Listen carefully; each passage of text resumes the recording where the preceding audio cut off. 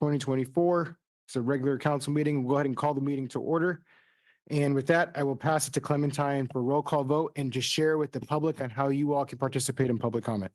Councilmember Barber, Present. Councilmember Garcia, Here. Councilmember Hoffa, Here. Councilmember Smith, Mayor Williamson, Here.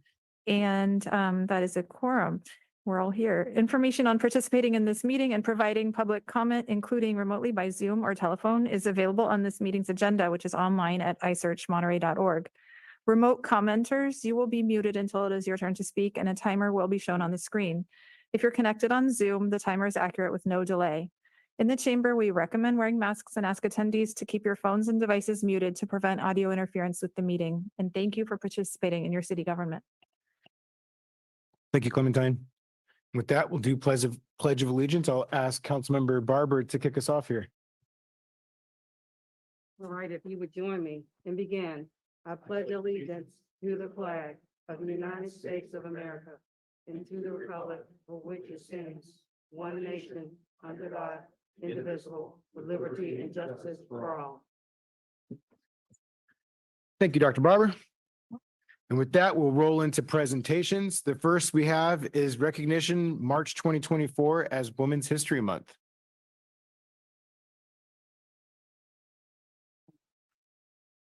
So I'll go ahead and read this proclamation that we have for you all today. Whereas in 1981, Congress officially requested that the president proclaim the week beginning March 7th, 1982 as Women's History Week. And this action began a trend that would continue for the next 5 years. And whereas the National Women's History Project successfully lobbied Congress to designate the month of March 1987, it's the year I was born, just for, reference, as Women's History Month. In his proclamation celebrating this moment, President Ronald Reagan stated, quote, "From earliest times, women have helped share our nation. Historians today stress all that women have meant to our national life, but the rest of us too should remember with pride and gratitude the achievements of women throughout American history. And whereas the month of March was chosen for its inclusion of International Women's Day on March 8th, this day originally began as National Women's Day in the United States in 1990, but was later moved to March and designated International Women's Day by the United Nations in 1977.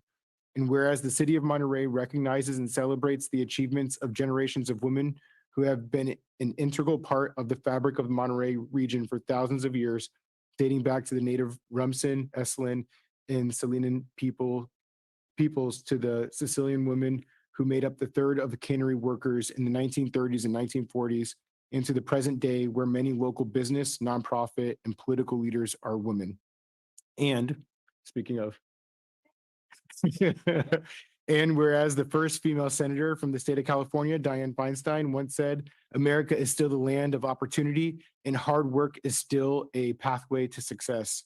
And whereas a community, we celebrate Women's History Month and recognize the incredible achievements of women throughout Monterey, the state of California, and all across the United States. Therefore be it proclaimed that I, Tyler Williamson, Mayor of Monterey, on behalf of the City Council and citizens, hereby proclaim the month of March 2024 as Women's History Month. So, yeah.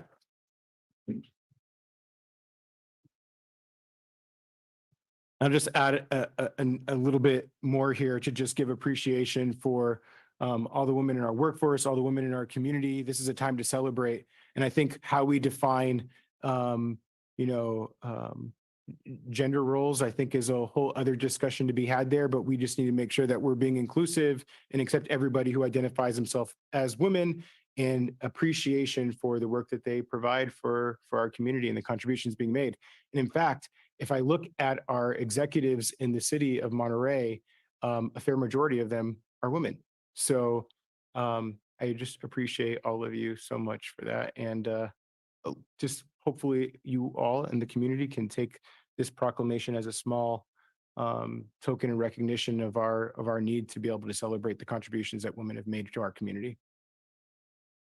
Righty. Anybody on the council want to add? Kind of said it already? Said it all. Oh, wow. That's right. Thanks, Councilmember Smith. That counts. With that, we will open this one up for public comments. Does anybody want to make a public comment on this item? We have two in the chamber. Anybody else? Oh, on the presentation? Nope. Okay. Do we have anybody online? I'll do a countdown. If you use the raise hand function online to 5, 4, 3, 2, 1. We have nobody online. So with that, thank you all for the consideration of the proclamation. We'll move to the second presentation, which is to receive a presentation from Monterey Salinas Transit District, MST, on the MST Transit Oriented Development Planning Study. And with that, I will pass it to Hans for introductions. Yes, thank you, Mr. Mayor. We are a member of MST since 2010. And MST, Monterey Salinas Transit, is a joint powers agency, has a lot of member cities and is providing excellent services to our region. And there's always something new that MST is thinking about or creating. When you drive through Monterey, you see the Jazz Line was something that was implemented, I believe sometime 2006, 2007. So I always have deep respect for the work they are doing. And today, Michelle Overmeyer is here, and she will talk about the transit-oriented development planning study that MST has launched. And with that, welcome to Michelle. And she also has a sidekick online from Kimley Horn, who is their selected consultant for that study as well. Thank you. Good afternoon, council members. Michelle Overmeyer with Monterey Salinas Transit District. Our consultant is trying to join. He's having some technical difficulties, so I'm going to wing this whole presentation. So we have the slide up ahead. MST is a public transit operator for Monterey County. You received a presentation, I think it was from our general manager a few months ago, and it did say that the city of Monterey represents the second highest ridership in our service area. So the bus is important to residents and workers here. Many of you know that one of our major projects is the Surf Busway and Bus Rapid Transit project that will provide a faster trip for those people that are traveling between Salinas and Monterey. This presentation today is not about that capital project. It's about a complementary study that we did. Just for some background, the SURF project is going to increase service on our existing line 20 from every 30 minutes today to every 15 minutes on weekdays. And it will bypass Highway 1 traffic that we get caught in around Marina. The project is at 95% design and has funding from local, state, and federal partners, including a $2.5 million earmark from Senator Laird. The SURF project is the second phase in our regional vision for bus rapid transit. Hans had mentioned the Jazz. It was 2012 when that started. And so we're changing our services to meet the growing needs of our communities. The Federal Transit Administration is one of our major funding partners. They provide millions of dollars to MST every year and for capital and operating grants. And they've indicated that they would like to see a stronger land use and transportation connection when they award federal funds.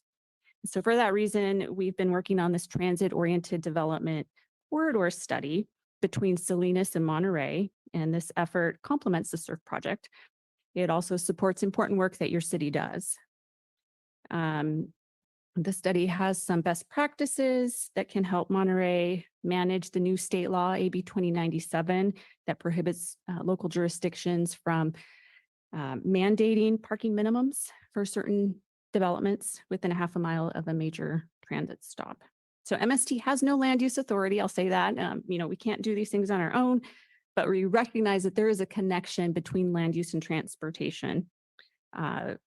It's also important that MST is a partner with the city, and we want to support the city's economic prosperity.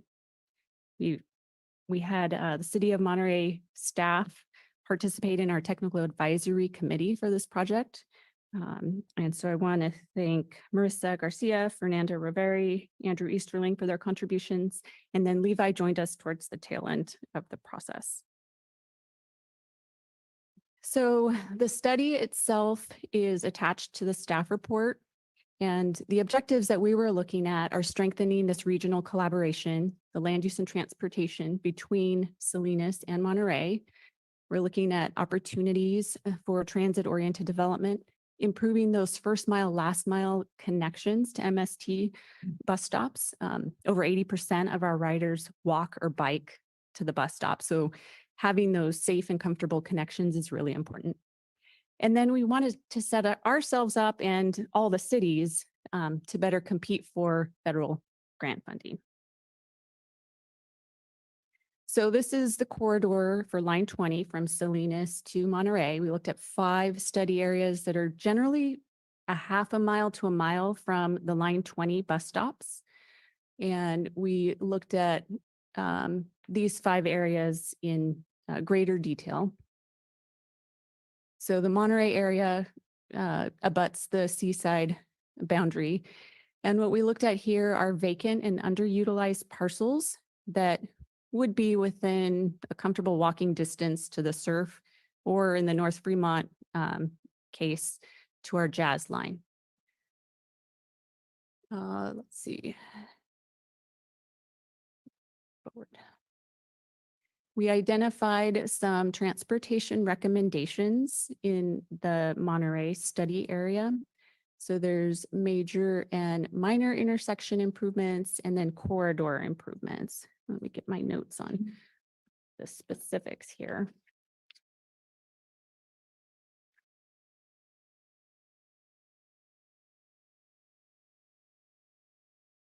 So minor intersection improvements would include things like installing high visibility crosswalks on all approaches. You might see some intersections will have a crosswalk on only 2 sides.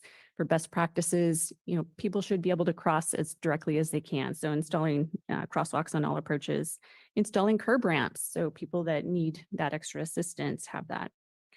Transit signal priority and leading pedestrian interval are other suggestions under the minor intersection improvements. Major intersection improvements would be all of those, plus bicycle improvements to enhance safety on existing bicycle paths, and then conversion of islands or pork chops to bulb outs to reduce the crossing distance that people have to cross. Yeah. And Michelle, it appears that Mike has joined us by phone, Okay. so he's able to comment if you like. Okay, great. Mike, if you're willing to pick it up from here. We've got a couple minutes. You're doing such a great job there, Michelle. Hi, everyone. City Council, this is Mike Iswell from Kinley Horn. We led the study with Michelle from MST, and I think Michelle was walking through the different transportation recommendations, which in the Monterey study area here, we're focused along Del Monte Avenue. I believe she was explaining what we had done is we actually went through a process of assessing. So these were all infrastructure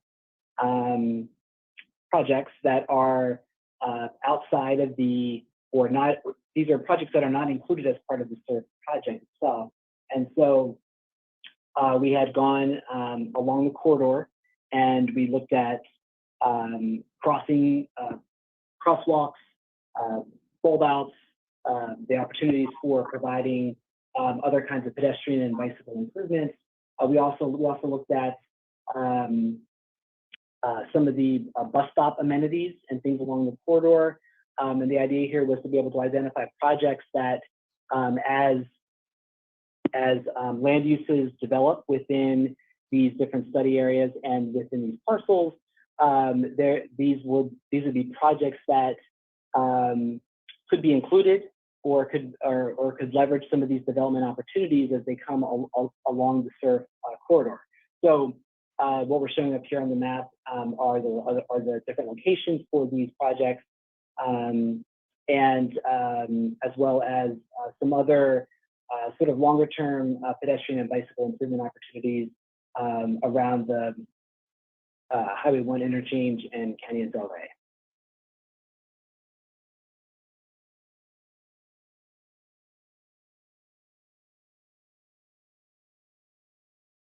Next slide. Council consideration and next steps is showing on our screen. Okay, great. So MST is, of course, responsible for implementing the planned SURF BRT and the stations and the other supportive infrastructure within its right-of-way and what is defined in its FTA, Federal Transit Administration application. And so MST proposes to work with the city here to coordinate and to implement future transit supportive improvements, which will require collaboration with developers, owners of adjacent land uses, and working with other stakeholders to secure grant funding and to make those projects of reality.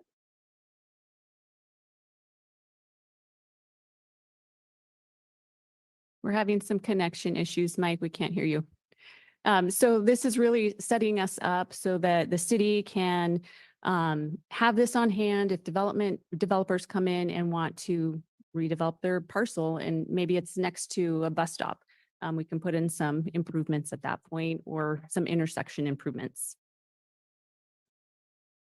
And that is the end of the presentation. The full study is attached to the staff report, and we're here to just receive any feedback that you have and any other comments. All right. Thank you both for the presentation. Are there any questions on the council?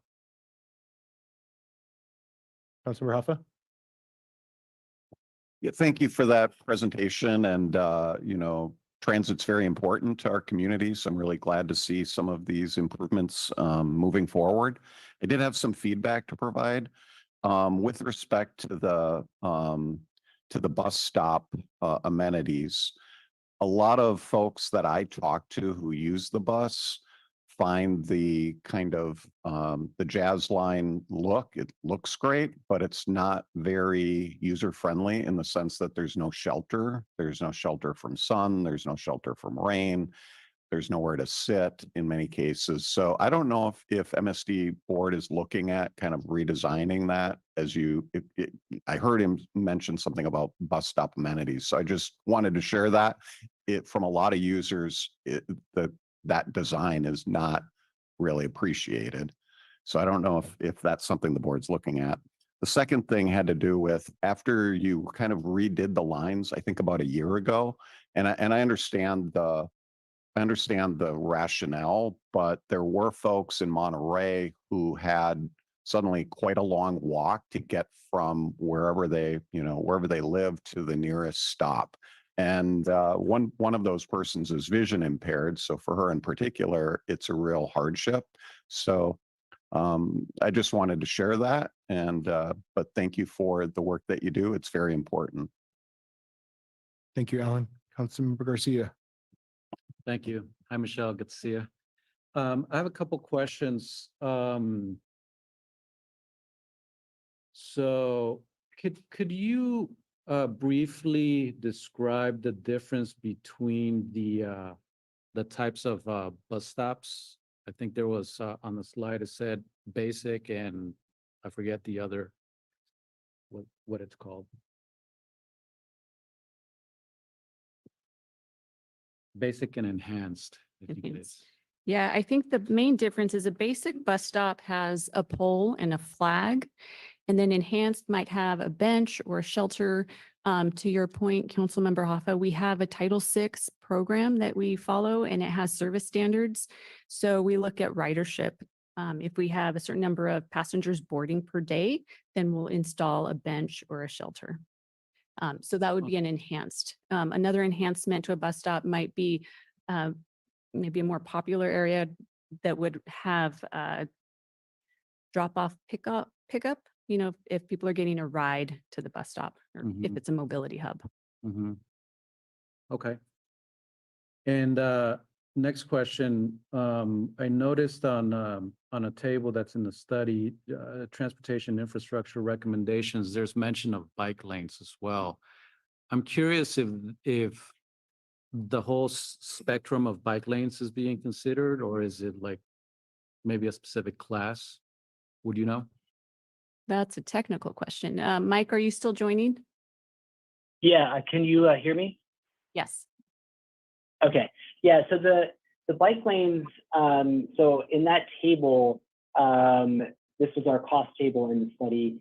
We had applied, so we looked at the quantities of the different intersection improvements, and for these bike lanes, most of these are, I believe, in the city of Marina, and we have a few on Del Monte, kind of in the seaside area.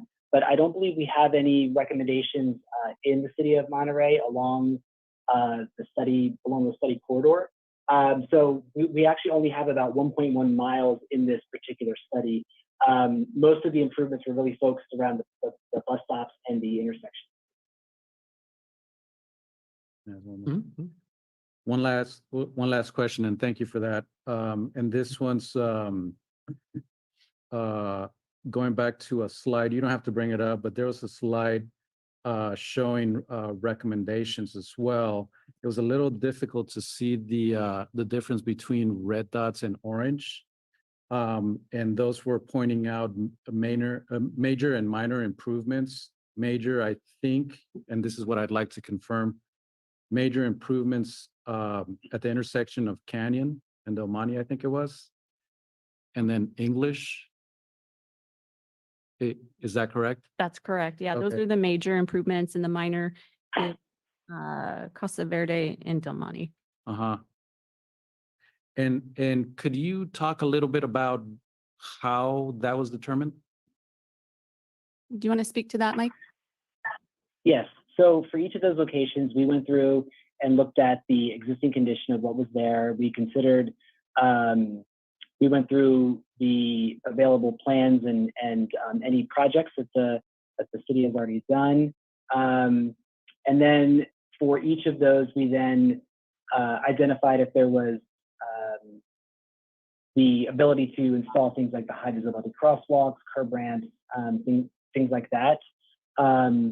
So these are just high level, like we did not do a concept design or something for these locations. It was primarily just a visual review of what's currently there and of any existing plans. So I don't have the detailed table in front of you, but we can, that should be in the study, but we can provide a little bit more information on how those determinations came about.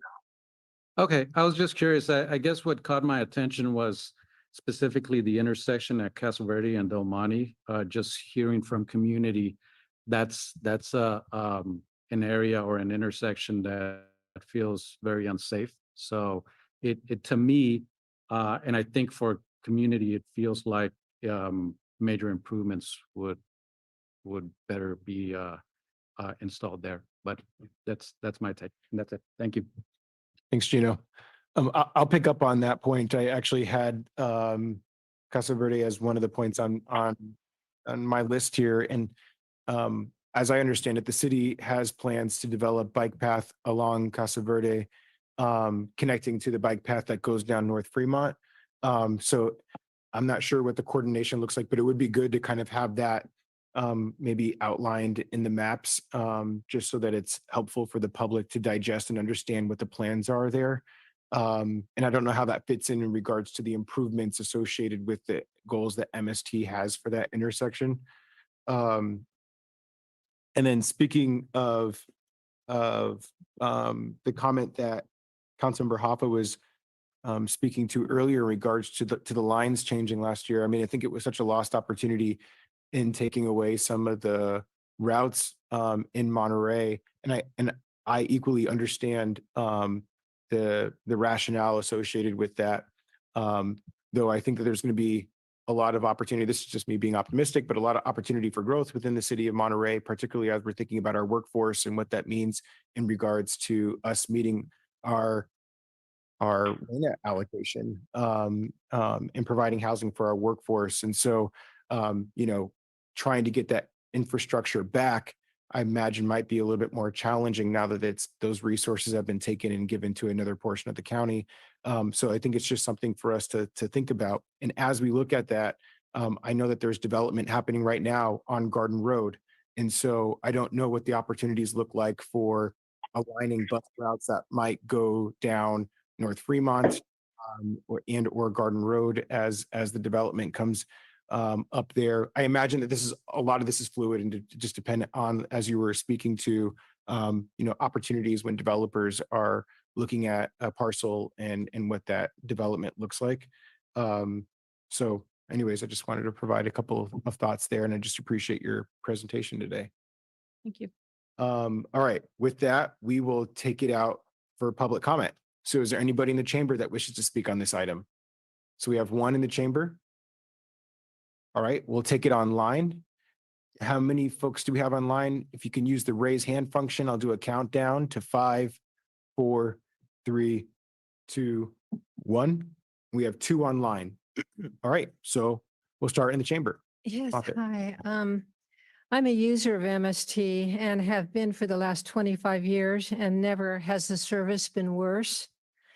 This corridor, I believe, is a ways and means of opening up an area for development. If MST was really interested in making travel faster and more pleasurable to ride, they would use that $3 million to focus on routes that really need some speeding up, like bus 24 to the Carmel Valley and bus 2 at PG. Those routes have been hacked to the point it takes an hour or more just to get to your destination, and you have to change buses in between, sometimes waiting in the rain and the wind. And you have to wait for an hour or more if one bus is late and misses the other. Wouldn't it be better to use that money for faster service in places where it's needed and make that corridor a small rail service with the tracks that are already there? And are some of those going to be torn up? People would love a little mini train service, and it would serve us later on when we have more climate conscious members of the council that really realize that we have to bring back the train to Monterey. Right now, that is not an idea that is being tossed around, but I think a little train service there would be much more friendly, and people would like that a lot more, and you wouldn't have to tear up the train tracks as is going to happen at MST in some of these areas. So having said that, right now, I really can't use bus 24 because it's so torn up and it's just time consuming. And I think that's what MST has to focus on. Thank you.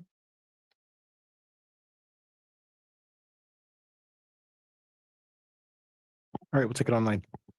So our first speaker is a telephone caller, last 3 digits, 306. Please go ahead. Can you hear me? Yes. Oh, okay. Hi. This is Malika Velasquez, MPUSD school board member. But I am actually calling about this, and I'm not sure if this is on topic or not, but I have elders that I transport all the time. And for the times when my schedule doesn't match up, they normally have to get taxis. At one time, my grandmother used to use, I guess it was a bus that would sometimes pick her up even at her house, I guess, and then it would drop her off, but then it would take hours for her to be picked up again. And she is one that she walks with a cane, so she can't stand for a long time, and often the places they would take her to, like like post office and places like that, where there's not places to sit down, she would literally be standing for hours until maybe one of us was able to pick her up. And then of course I've talked to other elders in the community that kind of have the same issue, and then even some that even have walkers with a seat that they'll get dropped off at the post office in Seaside, and they'll be sitting there 3 hours later. And is there any way that some resources can be directed towards this issue? Because this has been an issue that's been going on for decades, and it just seems like it never gets addressed. And this is, I guess, the smaller buses that oftentimes transport either those that are disabled or our elders in our community.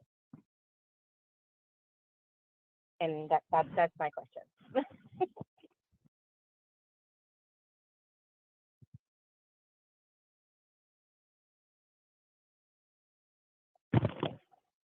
All right, thank you. And then the next speaker is Jean Rash. Hi, thank you. Jean Rash of Monterey Vista neighborhood. I can't think of a topic that is more frustrating to talk about. Number one, the first speaker is so right on. We need a light rail system, electric light rail from Santa Cruz on down and from San Jose down. My understanding is that then Supervisor Potter tried to implement that, and I don't really know why it failed, but we really have to get more modern and conscientious and spend our money more wisely. I find the agency system of managing money frustrating because you pay attention to local politics, city politics, county politics, and then you're expected to participate in agency politics that you barely discern. I've tried with the regional park district. I tried with the Laguna Seca Route 68, and you get the feeling that you aren't heard. I definitely get the feeling I'm not heard. I'm smart. I pay attention. So right to the point. What is the point? You need more stations. You need better stations. You need the riders protected, just like all the speakers are saying. You need more frequency. It doesn't make any sense to tear up the dunes and to alter the railroad tracks. I get it that the easement is staying in place for future inspiration, but it doesn't make sense to put all those millions and millions of dollars when what you need are better stations, more frequent ridership. You're still doing a half hour every during weekends. That doesn't make any sense. You have to get the ridership up before you spend millions of dollars on different routings. You look at the buses and they're not full. They're far from full. So I hate to be negative, but aim for better stations, more frequency, getting the ridership up, get those buses loaded with people, and then you have a legitimate argument for expanding these ideas of taking it into the surf and into the dunes and things like that. Thank you very much. I'm sorry. I find it frustrating, and I don't like to be negative, but it just is so frustrating. Thank you. Bye. I believe that is all we have for public comment. So we'll go ahead and bring it back to the council. And just a couple of quick thoughts. I mean, really good public comment. I appreciate those that were able to share some thoughts. Just on that point in regards to ridership, it makes me think of the sports center. There's this kind of whole chicken or egg thing where do we like keep the rates low to help increase folks to sign up and become members at the sports center? Or do we increase the rates so that they meet the cost recovery requirements that we expect in the city of Monterey? I think it's somewhat the same here. And I hear what Jean is saying in regards to our need to be able to increase ridership. So point well taken. I think the light rail, my assumption is that everybody here is in support of moving that forward. And I'm not sure if the city of Monterey is the right agency to advocate for. And I think there was a couple of points that were brought up in regards to that. I think TAMC might be the more appropriate agency to speak to regarding light rail. MST is specifically the bus line, which goes to my next point, which is, I think that there's just such a need for advocacy. And I know it can be frustrating when you show up and you feel like your voice is not being heard. But it's critically important to organize and try to find other folks in the community that are like-minded, that can support those policies and show up to these regional bodies and make sure that the needs of our community are being heard. So maybe not the answer that folks want to hear, but I just kind of wanted to help maybe create a little bit of encouragement around how we can try to move some of the balls forward here in regards to these really interesting and unique ideas. Obviously, light rail is extremely expensive, and so how do we make that all work? I think deserves a deeper level of conversation. All right, With that, any other comments on the council? Okay, Councilmember Smith. Yeah, I want to address a few things. I represent this council on the MST and TAMSI. So I want to, direct some of this focus on some of the questions that were asked and some of the statements from the public. And yes, all valid. Tonight's action is the Monterey Peninsula or the Monterey Salinas Transit is presenting findings of the transit-oriented development planning study. So that is a key component for making future decisions, but it's not the document that helps us decide necessarily by itself, adding additional routes or, the locations of some of the improvements right now. But this is a document that's very important for MST's staff, executive director, and board to examine. But the feedback from the public from each of the agencies is very important. So we appreciate the comments. We appreciate the observations because it certainly does help guide the decisions as the executive director and the board of MST make these decisions. Like everything else in transportation, the dollars are great. The timeline for projects is very, very long, and it always does invariably involve some land, real estate that has to get moved or adjusted, and then involves agencies that are land use agencies, which MST is not. I want to remind the public that MST is not just Monterey and Salinas, but it's every city in the county and has a transportation component that goes to Santa Clara and has the disabilities transportation piece. So I encourage those to access the website, reach out to the staff at MST with the specific questions, and seek the guidelines that you need. Probably one of the most painful pieces was the elimination of some important routes. And like any other agency, it's dependent on the resources, the revenue, the staffing, the miles, location to employment centers, housing, access to the property for bus stops. And some routes just simply can't be supported for continuing because of the cost of labor, where they might be picking up 4 individuals in one day, where if they take that bus and that route and adjust it, and they can expand it, that driver and buses may be able to pick up 20 people. So it's a numbers game that sometimes can be frustrating and elusive. But however, know that the MST staff closely tries to monitor the ridership, the need of the routes, and it can be adjusted in the future. So it's not a static operation. It's constantly changing based on adjustments in needs, routes, traffic patterns, and job centers and employment, or in not only employment centers, but housing.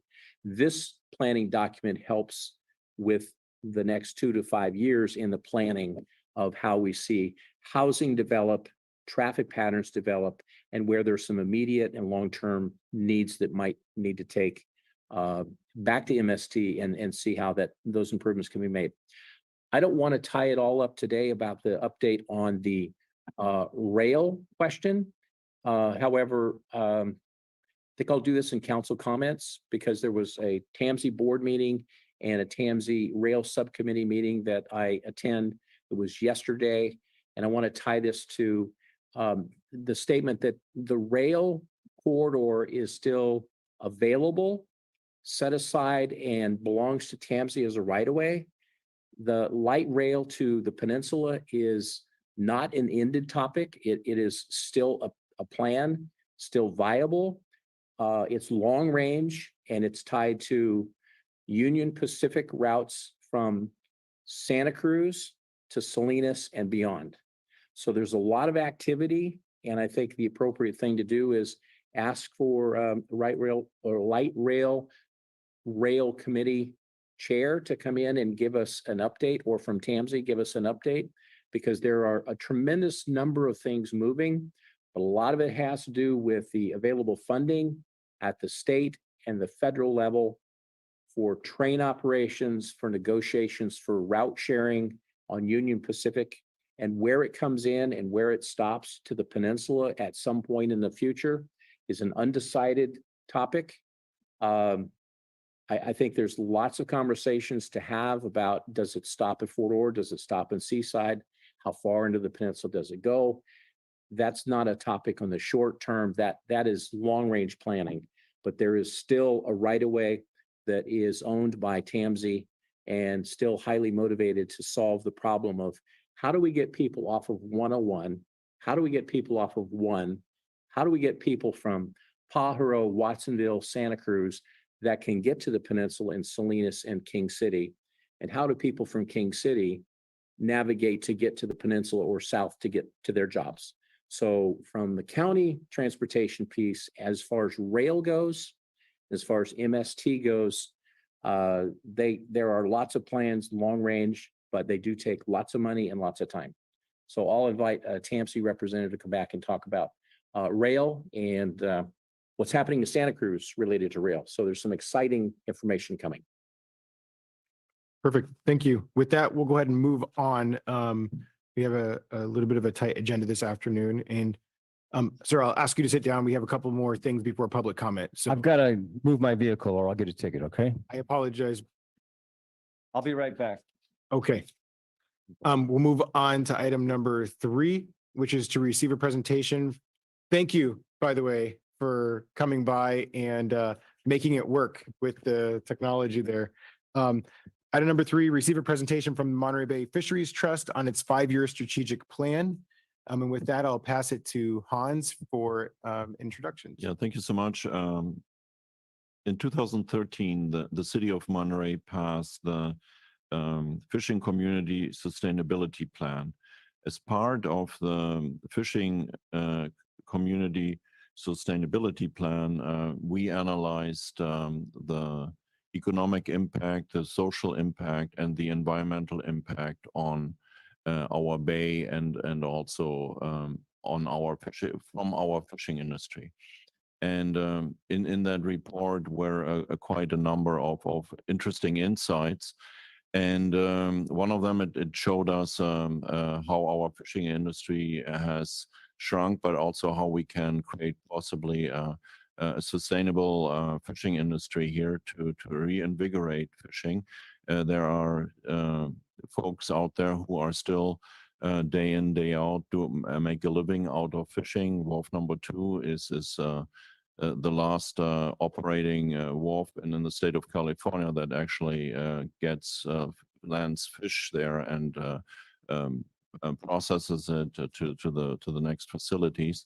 And in 2014, then the Monterey Bay Fisheries Trust was founded, and so 2013 we created the Fishing Community Sustainability Plan, and out of that, one of the action items was let's find a coordinated approach for the local fishing industry. And the Monterey Bay Fisheries Trust has just done that since 2014. The city of Monterey has been a strong supporter of the Monterey Bay Fishing Trust. Every year when you pass the budget, there is a sum of money that we are diverting from the tideland funds towards the Monterey Bay Fishing Trust. And over the years also we had other implemented funding mechanism that allowed local fishermen to buy fishing quota and keep the quota here in the Monterey Bay.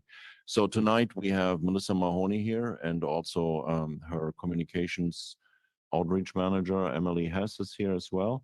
And Melissa will share with you basically where we are and give you a 5-year strategic plan update.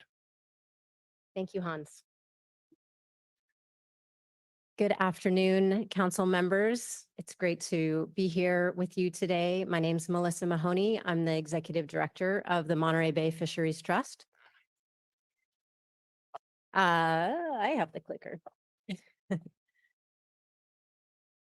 So as Hans said, we're celebrating our 10th year in business this year, thanks to the city and our partnership. And our mission is here, up here on the screen. We are about ensuring that we have sustainable fisheries and a resilient, viable fishing community and a healthy ocean for many years to come. And as I looked at your strategy that's listed on your website, I want to note that that our two strategies align really beautifully, most notably in these two areas. Your efforts to preserve maritime history and to develop a long-term strategy for WRF 2 so that we have a sustainable fishing industry. And that's really what that community sustainability plan was about and what we continue to work towards. So Hans already gave you the bit of the history. So this is the community sustainability plan that was put together by a consulting group and presented to the city council in 2013. That's a picture of our first board. I'm in there too. I used to be a board member and I was a co-founder. So you could say my heart is right here in this work. As Hans said, one of the key recommendations of the plan was to develop what we call a community quota fund. And that would set us on a course of action towards revitalizing primarily the West Coast groundfish fishery. Groundfish is just simply a term for all of the species caught on the bottom. So our rockfish, our flatfish, they're all part of a multi-species complex. I'm not going to talk a lot about all Fish 101 today, but I'm happy to share with you offline to help you understand more. It's a little bit of a tricky business. So the first major step was to secure groundfish fishing rights that were threatened to be lost from our community. And most of these rights represented historical fishing activity, primarily from one of this region's longstanding fishing families, the Panisis. And here's a few pictures of different generations of that family. Our portfolio that we own together today amounts to today about 5.6 million pounds. It varies by year because we own quota shares of each of the species. Based on the health of the species, the amount of pounds available each year varies a little bit. So between 2016 and 2019, the city engaged in purchasing some of their own quota. And so together we have this portfolio. It's worth about 1.3 million. I'm not sure if you put it on the market today, the fishery's changing, but that's sort of what we have on our books. So just some high level stats on just how the city's investment in the quota has been doing. So these are some stats over the last 5 years from 2018 to 2023. The most important takeaways here are that your about $289,000 investment has returned $97,000 and change so far over the last 5 years. It's about a 30% return on investment year over year. You've also contributed to ensuring landings in Monterey Bay itself. So just under 109,000 pounds of that quota were landed here in the Bay. And there's more on the table. And I'm going to get to that in just a moment. And again, as Hans said, the city has been providing funding to the trust annually to support our strategic goals. They're listed here. This was our the goals that were our roadmap for the last 3 or 4 years. And we have just finished a strategic refresh in the last year, and I believe you had that in your board packet. We are on a good track. The one thing that we are adding and doubling down emphasis on in the next 5 years is improving infrastructure. Pardon me, lost my place. So this infrastructure piece, it is really the missing piece in the recovery puzzle. It was also a key finding in that sustainability plan from 10 years ago. And despite all of our best efforts over the years, ours and the city's, the infrastructure and services at WRF 2 have not improved to the extent that they are ensuring a recovery of the fishery. And to top it off, right now, our 3 most important small boat fisheries, our salmon, our Dungeness crab, and our nearshore groundfish fishery, are either closed or they're severely constrained. So the fishing industry is in a bit of a crisis and a bit of a free fall right now. And in fact, just a couple of days ago, an article was published in Edible magazine by my colleague, Mark Anderson. And it talks about this reality. It talks about how Monterey Bay fishermen are taking jobs off the water. They are having a hard time. And it's pretty dire. The analogy used in the article, I'm not sure if any of you have had a chance to look at it yet, but the analogy is that we have a dying patient in our midst. And I know it's a little bit of extreme to use that kind of analogy, but the fishermen that I've talked to would actually agree. Right now, we've got a dying patient, and that is our fishing industry. There are a few fishermen who are left here, and they are eking out an existence. They're doing everything they can to stay afloat, but they're not profitable, and there's no one coming in behind them. And this is tragic for many reasons, but the two biggest are that the food from the sea is our heritage. Every generation of people, from the Ohlone people all the way through today, have depended on the sea, and it's part of our heritage. And you know this, I'm not telling you anything you don't know.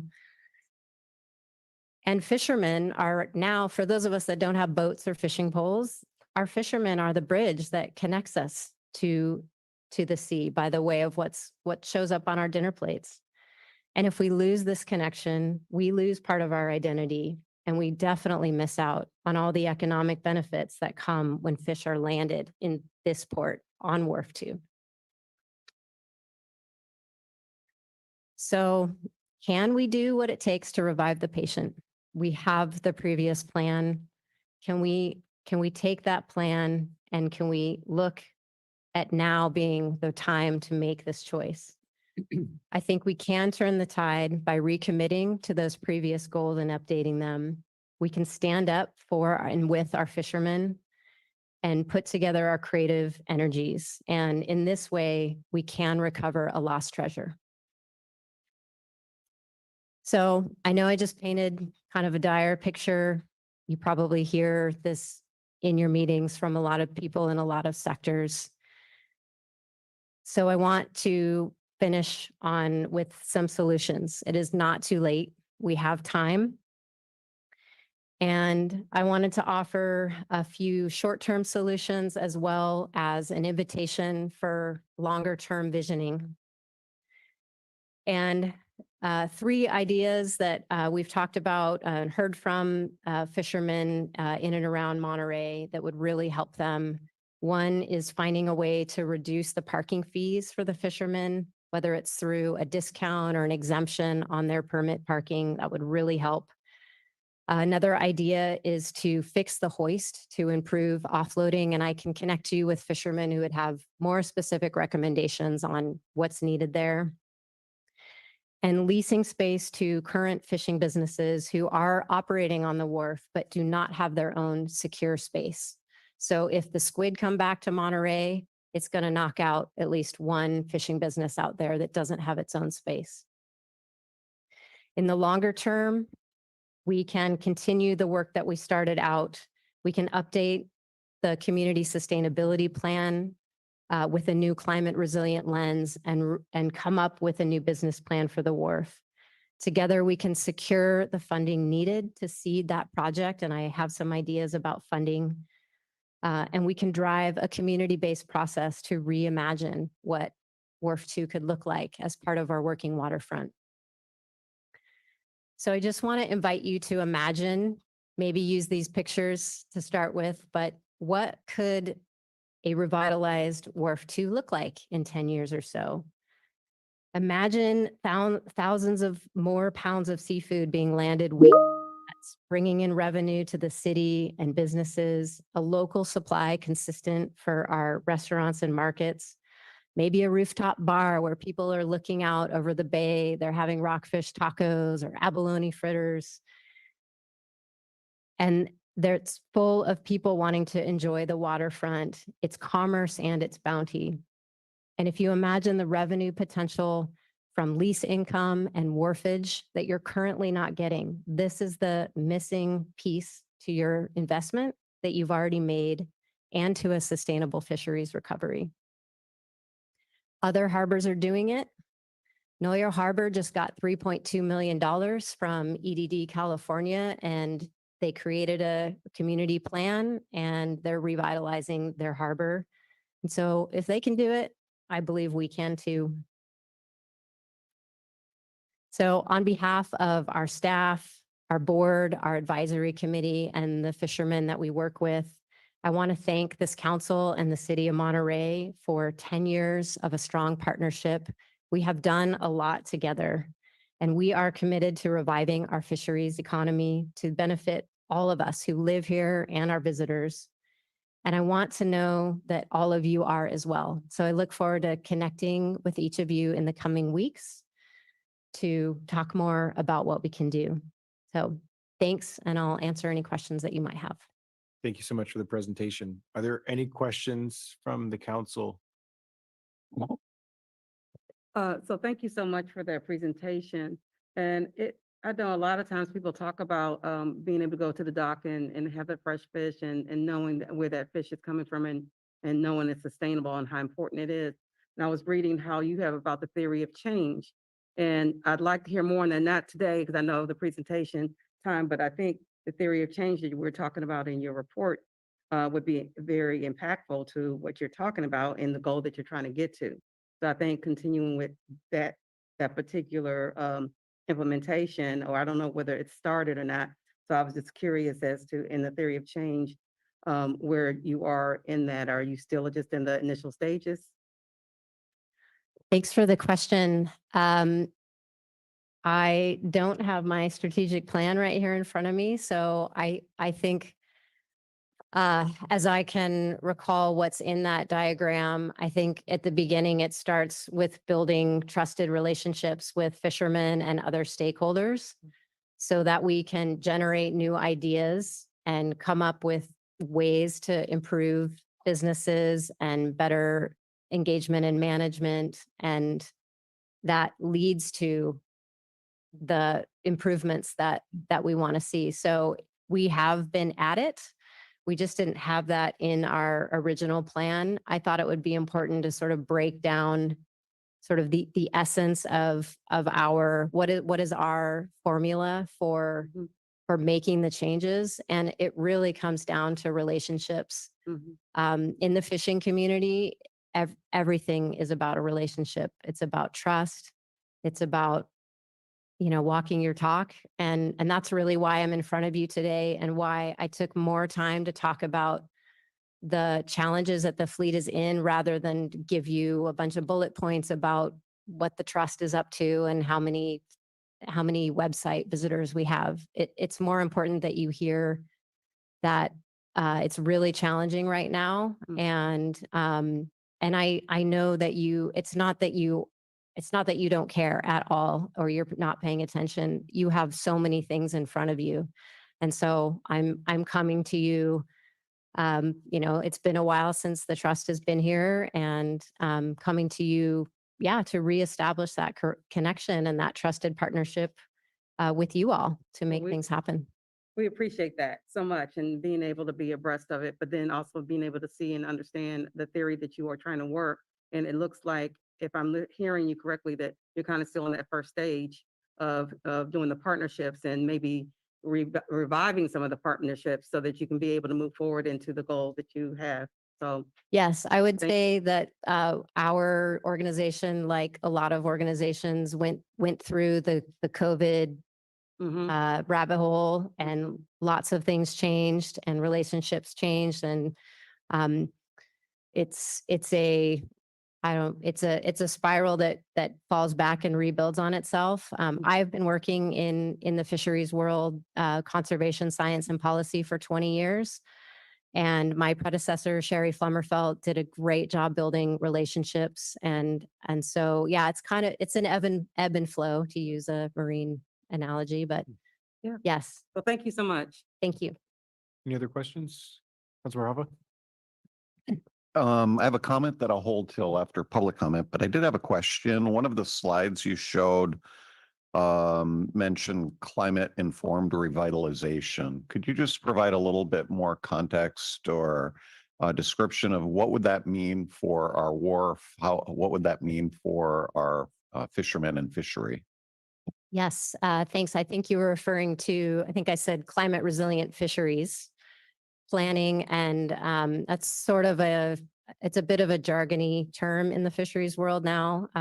We're all trying to grapple with climate disruption and how it's what it's doing in our oceans. You know, ocean acidification, habitat shifts of species, warming waters, all of those dynamics are creating changes for fisheries. So case in point, we had a salmon closure this last year, and that the salmon they will find their way back. It happens, you know, every 10 to 15 years. We do need to do better by our rivers and our water policy. So that's another issue.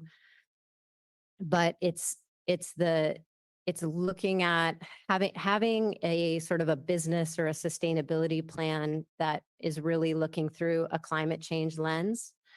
And a lot of the fishery management councils are actually trying to look at how they manage fisheries through this climate lens. And they're doing scenario planning processes and trying to think about how can managers be more adaptive and flexible and nimble, so that because right now we're stuck in this cycle of fishery disasters, and we throw money at it and then we kind of go back to the same old thing. And so it's sort of it's a matrix of looking at trying to understand and look at what's coming at us with climate disruption and building that into a more agile business plan.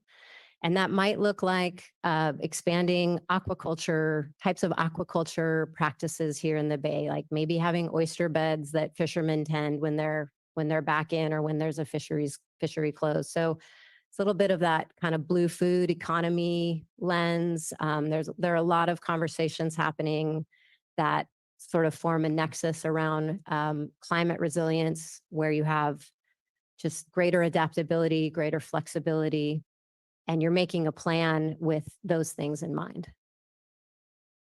So it sounds like maybe harvesting different types of fish and trying to do it in a way so that when one is down, you're able to sustain what you're doing with the other. Is that more or less it?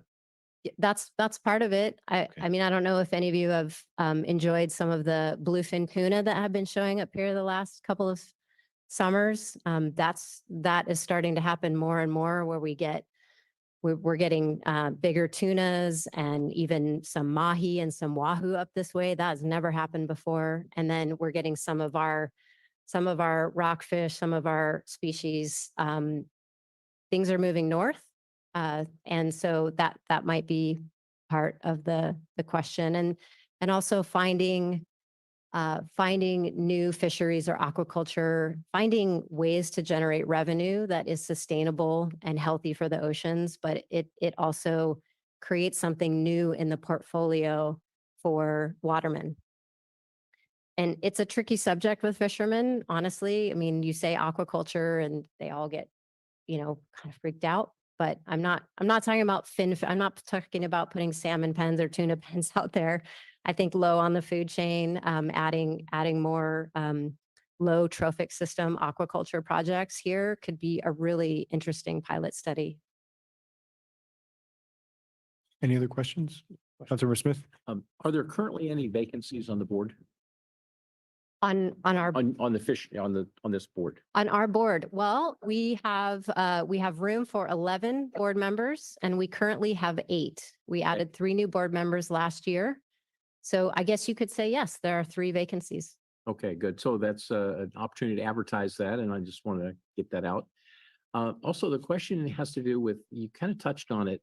There's a whole other world out there that is part of the problem, and it's the regulatory piece. It's the policies over water versus fishing. It's the uplands, the rice, and then the laws that come out of the Fish and Game and Wildlife, and the decisions to cancel an entire season of salmon, or to cancel or restrict, as an example, for the crabbers. So what's the piece of the organization that can help advocate and lobby in the right places in Washington or Sacramento that directly correlate to making sure that your voice, our voice is heard when we have the stacks against us that really cause us to lose fishermen from the ocean because of the decisions and laws that happen in Sacramento that directly impact us and the ability to go fishing. What's the piece in the lane of the trust that works through that?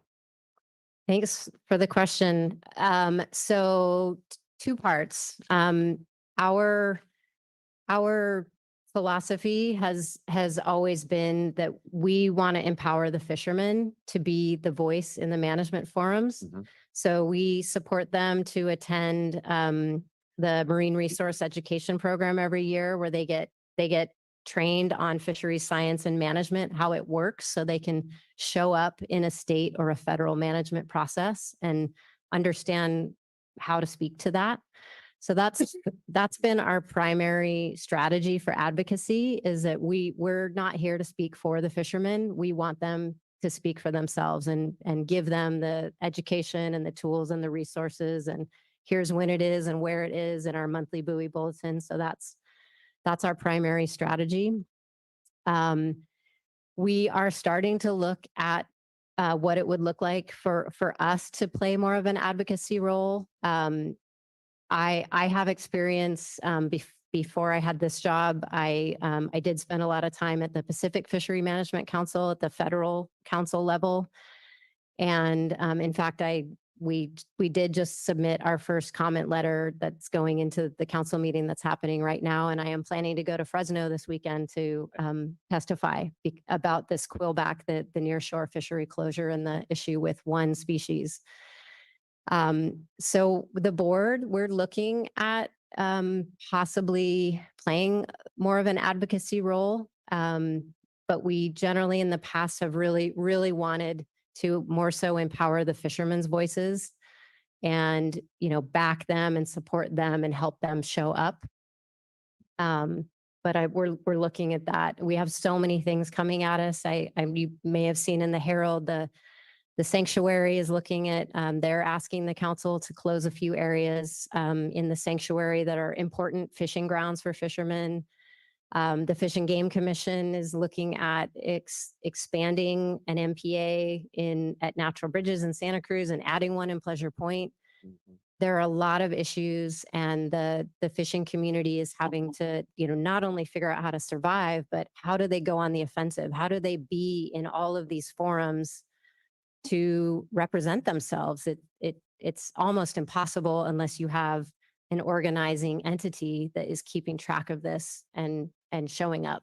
So we're considering how much of our efforts to go there. So thank you. That's an important question that we are considering. Yeah, good. I'll have some follow-up comments. Perfect. I just have a quick question. So the previous council had approved a couple of leases. And what I recall from those discussions, it was a while ago, it was a couple of years ago, so my memory is not the best on it, but I thought we filled up all of the spaces or pretty close to all the spaces. And so what kind of impact did that have? And I guess maybe once it left the council after we made a decision, I don't know if we ever got a report back in regards to what the end result of that was. So I might defer to Hans because I wasn't, I know kind of the big picture, but Hans, you'd probably be better suited to answer that. We made a decision that we wanted to divide up the space on wharf number 2. We have some leases that we renewed or created. There's a larger space still not occupied. It was the space that we reserved for a ground fishing operator. We, as you recall, negotiated with the ground fishing operator, and they ultimately pulled out. It was an operation located, I believe, in Gilroy or Morgan Hill, if I remember correctly, Morgan Hill. And that space right now is on a month-to-month lease with Silver Bay, who has the space next door. So there is a larger area which we intentionally reserve for ground fishing, because ground fishing is a very sustainable form of fishing, but you cannot find right now somebody who can actually create a meaningful ground fishing operation. So it's one of the things we can pick up again and look at it, but there is still space available. Okay, and just for sake of time, I mean, I wonder what the conversation looks like around how we might find an operator that makes it work, and I don't know what that looks like. But thank you for the update on that. And I'd love to talk with Yeah. you about that. I have some ideas and so yeah, let's please have a conversation about that. Absolutely, absolutely. Well, let's take it out to the public at this point.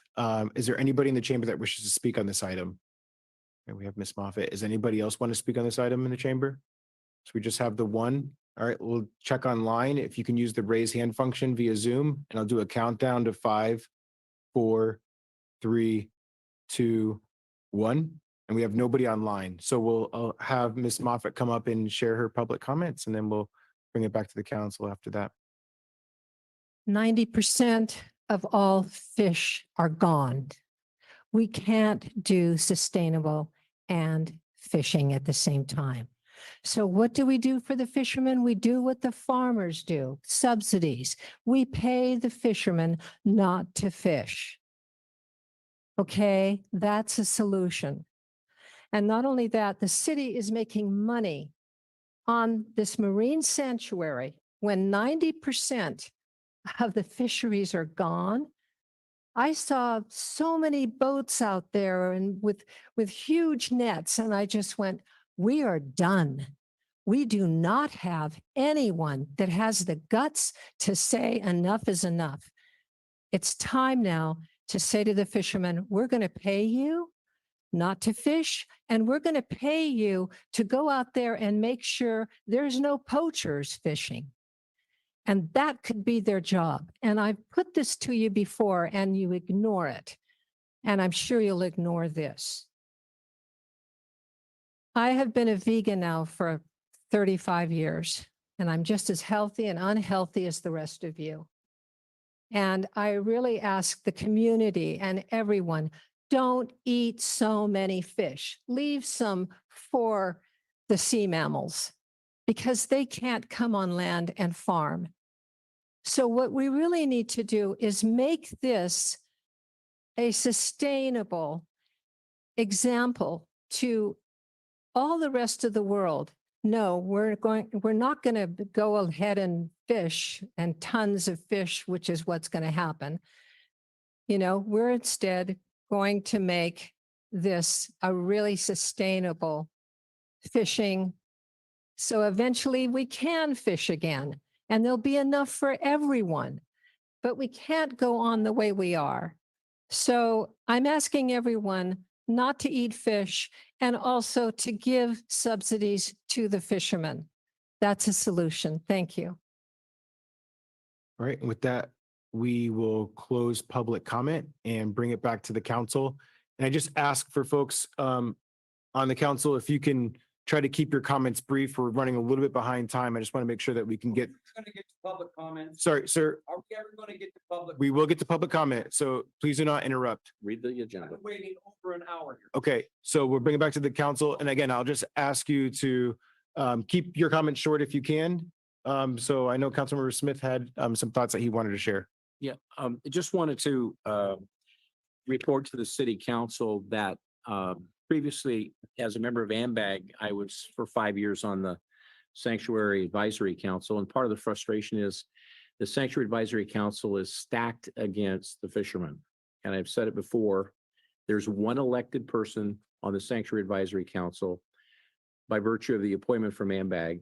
The majority of that council advisory group are scientists and researchers, and they mean well, but almost every contribution from that council leads to a management plan agreement at the federal level that winds up being restrictions of some of the best fishing areas. So it's very frustrating for the fishermen. where the places that they should be able to fish sustainable fish are taken away from them by federal action, as well as Fish and Game and the policies. And we'll talk more, Melissa, offline, but it's frustrating to see that we've got opportunities, willing partners, a beautiful ocean that is clean and sustainable, with opportunities that the doors are closed because of policies and regulations that come out of Sacramento and Washington. And to me, that's where the best work can be done for advocating to get the right ears of the electeds in Sacramento and Washington to pay attention, that it's not just employing people, but it's also lost opportunities for the heritage of this community. And I, for one, don't want to lose it. I want to continue advocating this as much as we can and continue to support. And thank you, Melissa, for your fine representation, and congratulations on your position. And we look forward to many more opportunities of success. And I agree, it's not dead, it's not over, and there are opportunities in front of us. So not ready to give up. Thank you. Well said, Councilmember Smith. I think Councilmember Barber might have, no, okay, I thought, I'm just saying, oh, sorry, Councilmember Hoffa. Yeah, I just want to say, I do think, I know our staff, our staff has been busy with our housing element and other things, but when we are able, I think it does make sense for us to take another look at this. I thought the suggestions about fixing the hoist, looking at parking fees, and reassessing kind of our leasing space plan makes a lot of sense. So when staff has capacity to do that, I do look forward to us renewing this conversation. Okay, thank you so much for coming and continuing to develop those partnerships and fulfilling what the mission is. This makes a difference, not just for here with the council, but just generally with the public. I mean, there's a lot of folks listening in, so I'm wishing you all success, and we'll continue to have these conversations. So thank you all so much. All righty, with that, we will now go to general public comments. So for items not on today's agenda, I will start in the chamber. If folks can identify themselves, if they are interested in speaking on general public comments. We have 2 in the chamber. Anybody else? Okay, all righty. And we'll check online. If you can use the raise hand function, I'll do a countdown to 5, 4, 3, 2, 1. And we have nobody online. So we'll go ahead and start here in the chamber. My name is Steve Lightfoot, and I've got a lot of beefs with the city here. Number one, there's a pothole that caused some suspension damage on my van on January 28th. You finally patched it up just last week. It's been open for about a month or so. Number two, we've got a police department here that's trying to get my parked van, which is legally stored, an operable van, under a tarp in a private driveway. They're trying to tell me that I have to move my van after having been there 5 years. Maybe the reason is because this police chief has an officer who's buddy-buddy with the people next door who are purported methamphetamine dealers, marijuana dealers. And I found this out from the Salvation Army homeless community. Maybe that's got something to do with their efforts to move my van, but I think it's because of my LennonMurderTruth.com status. Now, last week I was protesting out in front of Rosine's, and this was the exchange with the police officer who was intimidating me.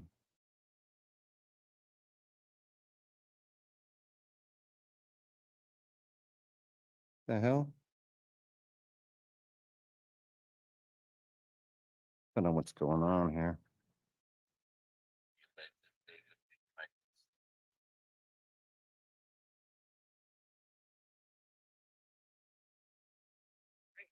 The business was a little concerned about you yelling something about condoms or something. No. Okay. Maybe a misunderstanding. Once upon a time, someone says I was yelling stuff about feces. That was also a lie. That was also a lot. Yeah. Great. All right. So Coming out of Rosine's, making up lies about me. yeah. Like I said, that's why I asked you. I don't know what happened. I wasn't here. So, Anyone hear me say the word condoms? Anybody? No, because I never did. well, they were just a little concerned over any sexual talk. I mean, obviously, They're making stuff up. okay, Maybe your chief told them to make stuff up. possibly. Possibly is what he said. Very possibly. Yeah, they've been trying to get me out of this protest mode every Sunday downtown Monterey. Let me tell you something about Monterey. Not only does it have a large demographics of pedophiles and alcoholics, of the hundreds of magazines I've sold in the last 7 years since I've been here, not one person from Monterey has bought my magazine. That shows me this is also a cowardly community, a browbeaten community, a community under the yoke of the Italian mafia. I sincerely hope Leon Panetta has a fatal stroke or heart attack this year because he's too powerful to be removed any other way.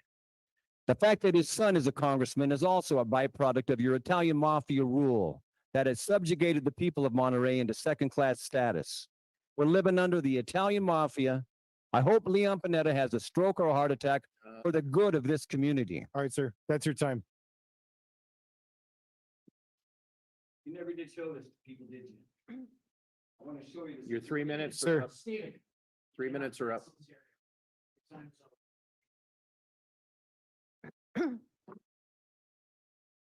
Recently, I saw the film El Norte, which opened my eyes to the true plight of why so many immigrants are seeking shelter in our country.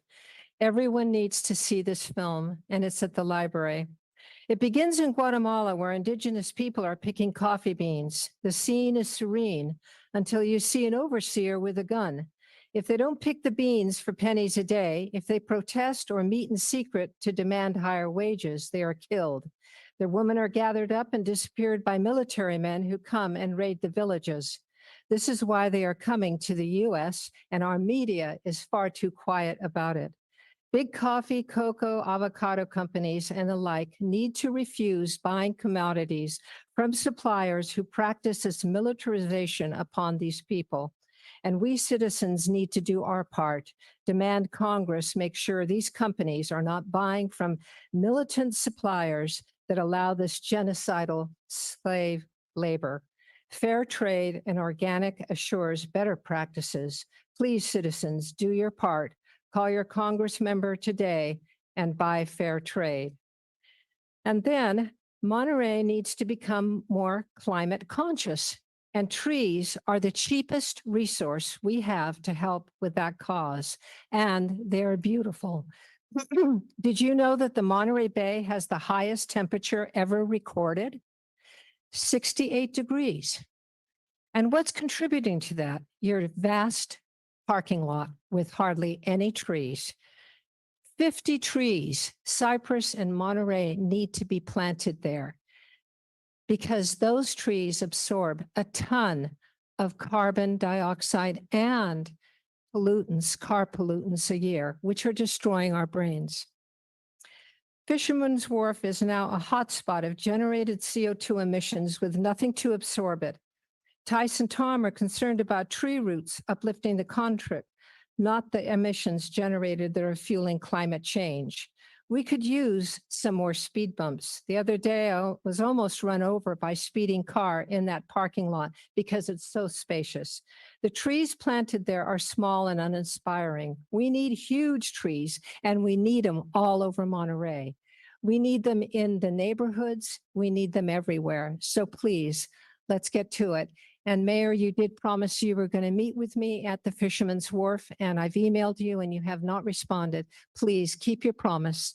Okay, thank you. All right, and with that, we'll go ahead and close public comment and move on to the consent agenda. Does the council wish to pull anything from the consent agenda? Yes. You don't need it pulled, but for a vote against one item, it's item 7, agenda item, amending the resolution. I don't know how to do this because it's the item on funding the rental registry program. I would like to somehow execute a no vote to not support the rental registry budget item.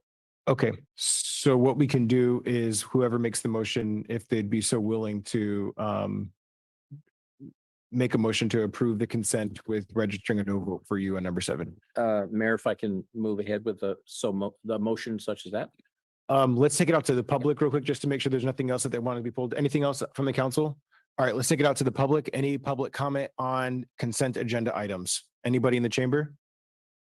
All right, I'm not seeing anybody. Anybody online? I'll do a countdown to use the raise hand function to 5, 4, 3, 2, 1. And we're not having anybody online or in the chamber that wishes to speak on the consent agenda. So we'll bring it back and we'll pass it to you, Councilmember Smith, to make a motion. Yes, I'll make a motion that we approve all consent items, all items with the exception of contained in item or agenda item number 7, that I will vote against the funding of the rental registry as listed in the agenda item. I'll second that. All right, any other discussion? All right, all those in favor of the motion? Aye. Aye. Any opposed? Motion passes unanimously. And with that, we'll go to council comments. I've got a few quick, but I don't know. if Go ahead, anybody else Councilmember wants to start. Okay, just past activities. Spoke at the Association of Harbor Masters Conference at the Asilomar Pacific Grove last week. Also attended and was a panelist on the discussion with the Women's Leadership Council of Realtors also last week. Last week also was the Transportation Authority of Monterey County, the full board, where we were given a presentation on the work plan, the annual work plan, where they identified 17 full-time employees. And I wanted to highlight for the public the strategies from 2017, and they are unchanged to this date. Deliver projects and programs, maximize funding, communicate early and often, prepare for the future. So projects, outreach, oversight, bids. We have an A team there and very pleased with the executive director's leadership, Todd Muck. And also Monday of this week on the rail subcommittee. And when we have time, I'll talk more about that because there's some news coming from Santa Clara Regional Rail, and they are actively pursuing federal dollars to pick up the Santa Cruz rail that would come from or through Santa Cruz and get it through Pajaro, Watsonville. And ultimately, we are looking at joint efforts between TAMSI and Santa Cruz, connecting a lot of the railways. And we're looking at between now and probably 2038. It's some exciting potential construction. A lot of it depends on funding and Union Pacific negotiations. So long-term planning for rail. Beautiful. Is anybody else? Councilmember Hapa? Yeah, I had an opportunity to attend ribbon cutting for a new business on Cannery Row called Tipsy Putt. It's really, I think, an intriguing business model where they have a restaurant and bar, but also miniature golf. And so hoping they're really successful. And then went to Paper Wing Dinner Theater. Paper Wing Theaters had a theater on Lighthouse for a long time. A few years ago, they opened a dinner theater. Unfortunately, it was right during the pandemic, but they've gotten through the pandemic. Anyway, if you haven't been there to see a show and you want to support live theater, I personally think that makes this a more vibrant, interesting place. And the shows they do are really good. And yeah, you can go there and eat, drink, and see a show. So Say the name one more. it's called Paper Wing Dinner Theater. It's actually right across from Tipsy Putt. I can't remember what the cross street is, but it's just off Cannery Row. What is it? Prescott and Wayne. So Wave. Thank you. It used to be on Lighthouse and then they moved to Cannery Row. And so it's definitely a good spot. Okay. I think so regarding M1W, the biggest item that we had at our January board meeting was approving a proposal for the implementation plan for placing our sewer service fees on the Monterey County tax rolls. So as many of you should know, you currently pay your bill through a bi-monthly billing system. And the billing is now going to change to go to the tax roll. So it will be part of your property taxes. So you'll notice an increase in your property taxes starting in this next fiscal year. But there's no increase to your rates. I just want to clarify, there's no increase to your rates with this proposal as currently planned. It's just shifting how that's paid. And I would share one final point, which is By switching to this methodology, it allows us to expand our customer assistance program in a way that will allow more folks in disadvantaged communities to be able to take advantage of funding that's available to help support payments to offset the cost associated with their utility bill for wastewater. So that's the big thing. And I would just want to reiterate, I've said this a couple of times, but I think it's important to just kind of give an update in regards to where the expansion is at. Things are tracking for the development of the expansion of the Pure Water Monterey facility and the advanced water. There's two parts to the project. The first part is the advanced water purification facility, which actually recycles the water. And that's estimated to be complete in July of next year. And then there's also some additional injection wells that will be added as part of the project. And those are estimated to be completed with first injection in August of 2025. So we're moving right along in the construction of that. And as I understand it, the Water Management District is going to be beginning discussions in regards to determining allocation of that water with the, what is the committee? The Policy Advisory Committee? Technical Advisory Committee. So they'll be determining the allocation. And then once they make that determination, it will then be coming to the city for us to determine how we want to prioritize the use of that water. So that's a really exciting opportunity. And I want to end my council comment here by saying today is election day. I'm not sure if I'm stealing your thunder here, Hans. I knew it. And I have to say that we give our best wishes to Councilmember Hoffa, who is on the ballot today. So I'm sending you lots of love and positive vibes for today. And I just add to that, you can still go and vote till 8 p.m. And if you don't have a ballot, you can get a provisional ballot at the polling offices. Say it, please. And if you're not registered to vote, you can Yes. still vote you can register there and vote provisionally. Same day registration in California. Yeah, So go out and vote. do it. And on March 16th, we have our annual Cutting and Horticultural Day, where we provide seedlings and tips about how to plant and propagation. So huge event always, and hundreds of people show up. It is March 16th from 9 to 12. It's a Saturday. Thank you, Hans. And with that, we will move on to public comments for closed session agenda items. There are 3 items. The first is Pacific Western Bank versus City in Stronghold Engineering. The second is Stronghold Engineering Incorporated versus City of Monterey. The first is a case in San Bernardino Superior Court, and the second case is in Santa Clara County Superior Court. And then the third is Stronghold Engineering Inc. versus City of Monterey, which is in Riverside County Superior Court. We're just spreading our love all over the state of California with these folks. Be nice. Any public comment on these items? Anybody in the chamber? Anybody? Just kidding. All right. Let's take it online. I'll do a countdown to use the raise hand function to 5, 4, 3, 2, 1. And we have nobody online. I appreciate everybody. With that, we will go ahead and adjourn. Oh, I apologize. I guess I should keep reading. There's also a conference with agency labor negotiators pursuant to Government Code Section 5495 7.6 for labor negotiations with several of our labor groups. I won't read them all. And then there's also a conference with legal counsel pursuant to Government Code Section 54956.9 D2E3. God, that's so bureaucratic. Anticipated litigation, significant exposure to litigation, Marcia Pompin claim dated February 9th, 2023. So I will give folks another opportunity to provide public comment. Anybody in the chamber? Anybody? All right. Online, we'll do the countdown for raise hand function to 5, 4, 3, 2, 1, and nobody's online. All right. Thank you, everybody. With that, we'll go ahead and adjourn to closed session.